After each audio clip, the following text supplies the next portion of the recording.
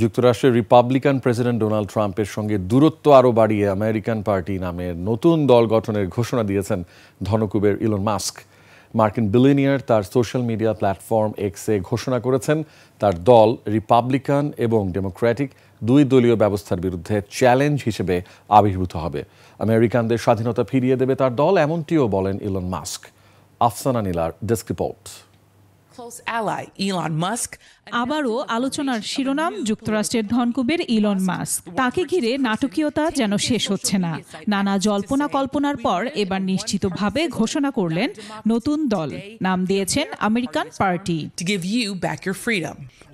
যুক্তরাষ্ট্রের প্রচলিত ও প্রধান দুই দল রিপাবলিকান ও ডেমোক্রেটের বিকল্প হিসেবে তার দল কাজ করবে বলে জানিয়েছেন ইলন। নিজের মালিকানাধীন সামাজিক যোগাযোগ মাধ্যম এক্সে দল গঠনের ঘোষণা দিয়ে মাস্ক বলেন, মার্কিনীরা একদলীয় শাসনের মধ্যে বাস করছে, যেখানে অপচয় আর দুর্নীতির মাধ্যমে দেশকে দেউলিয়া করে দেওয়া হচ্ছে। আমেরিকান পার্টির কাজ হবে মানুষের স্বাধীনতা ফিরিয়ে দেয়া।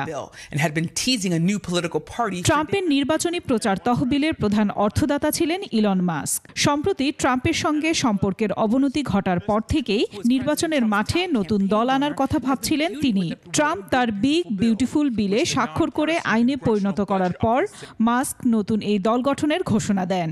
মাস্ক ট্রাম্পের এই বিলের তীব্র বিরোধিতা করে আসছিলেন। তবে এখনও স্পষ্ট নয় মাস্কের দলটি আনুষ্ঠানিকভাবে যুক্তরাষ্ট্রের নির্বাচন কমিশনে নিবন্ধিত হয়েছে কিনা, কিংবা মাস্ক দলের নেতৃত্ব, কাঠামো বা ভবিষ্যৎ পরিকল্পনার কথাও বিস্তারিতভাবে জানাননি। আফসানা নীলা, ডেস্ক রিপোর্ট, 21 টেলিভিশন।